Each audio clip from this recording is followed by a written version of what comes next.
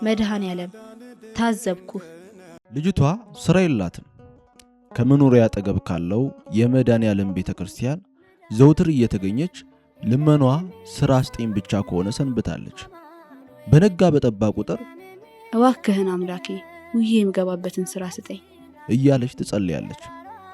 አንድ ቀን ቤተክርስቲያን ደርሳ ወደ ቤቷ ስትመለስ ከአንድ መስሪያ ቤት አጠገብ ትደርስና የተለጠፈ የሥራ ማስታወቂያ አይታ ቆማ ማንበብ ትጀምራለች።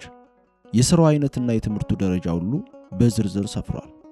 ሁሉም እሷ ልታሟላ የምትችለው መስፈርት ነበር። ደሞዙም 10,000 ብር ይላል። መስሪያ ቤቱ ለመኖሪያ ቤቷ ቅርብ መሆን፣ የትምህርት ደረጃ መስፈርቱ ከእርሷ የትምህርት ደረጃ ጋር መመሳሰል፣ የመነሻ ደሞዝም ቢሆን ይህ ሁሉ ተደማምሮ የመቀጠር ጉጉቷን ከፍ አደረገው።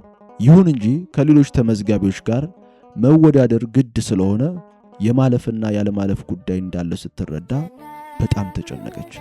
ስለዚህ ተመዝግባ ስታበቃ ወደ መድኃኔ ዓለም ቤተክርስቲያን አቅንታ እባክህ ይህንን ፈተና አሳልፈኝና የሥራውን ዕድል ስጠኝ ስትል ተማጸነች። ሁሉም አልፎ ውጤት የሚለጠፍበት ቀን ደረሰና በናፍቆትና በጉጉት ታጅባ ለማንበብ ሄደች። ውጤቱ ግን የእሷን ማለፍ የሚያረጋግጥ አልነበረም።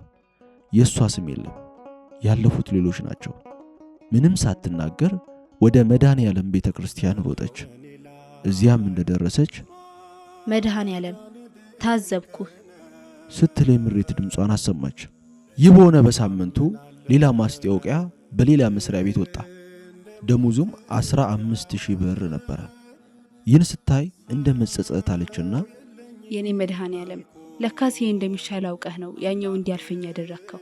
እባክህን ይቅር በለኝ፣ ያፌን አትቁጠርብኝ፣ ይህን ግን እንዳትከለክለኝ አደራ ስትል ተማጸነችና ተመዝግባ ውድድሯን ጀመረች።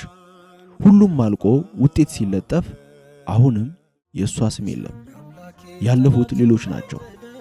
አሁን በጣም አዘነች። በሃይማኖቷ ላይ ያላት ተስፋ ሲሟሽሽ ተሰማት። በረዶ እንደወረደባት ሰው የክርስትና ወኔዋ ቀዘቀዘ። ጊዜ ሳታባክን ወደ መድኃኔ ዓለም ቤተክርስቲያን ሄደችና አሁንስ በጣም ታዘብኩ ስትል እሱ የሰጣትን ምላስ እሱ ላይ ዘረጋችው። እነዚህ 2 ሳምንታት አለፉና አንዲት ጓደኛዋ አንድ መስሪያ ቤት የሥራ ማስታወቂያ መለጠፉን ነገረቻት። አልመዘገብም ብላ በማክሮፏ በብዙ ጉትጎታ ከቦታው ደረሰች። ማስታወቂያውን ስታነበው ሁሉም መረጃ ከእርሷ ጋር የሚሄድ ሲሆን ደሞዙም ከመጀመሪያው በ2 እጥፍ ጨምሮ 30,000 ብር ይላል። ከሚቀር እስኪ ልሞክረው ብላ ተመዘገበች። ተገቢውን ሁሉ አድርጋ የመጨረሻ ውጤት የሚለጠፍበት ቀን ከስፍራው ተገኘች። አሁን ስሟ አንደኛ ተራ ቁጥር ላይ ተለጥፏል። በከፍተኛ ብቃት ማለፏን ስታይ እንባዋ በዓይኗ ግጥም አለ። 2 አይኖቿን ስትጨፍናቸው ቋጥረው የያዙትን የደስታ እንባ በጉንጮቿ ላይ ከለበሱት። ቃል ማውጣት አልቻለችም። እየበረረች ወደ መድኃኔ ዓለም ቤተክርስቲያን መጣችና እየተንቀጠቀጠች ከታቦቱ ፊት ቆማ ለአፍታ ውስጧን አደመጠች። ውስጧም አምላኳን በዚህ ቦታ ተገኝታ ታዘብ ስትል እንዳማረረችው አስታወሳት። መድኃኔ ዓለም ታዘብከኝ አይደል አለች ለራሷ ብቻ በሚሰማ ድምፅ በቀስታ።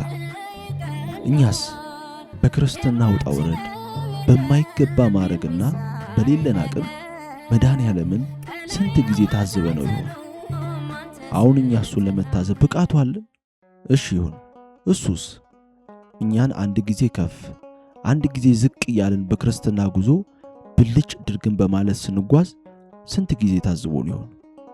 ለማንኛውም አይደለም እግዚአብሔርን ሰውንም እንኳን ቢሆን ለመታዘብ አንቸኩል። ያ ሰው እኛንም ሊታዘበን ይችላልና።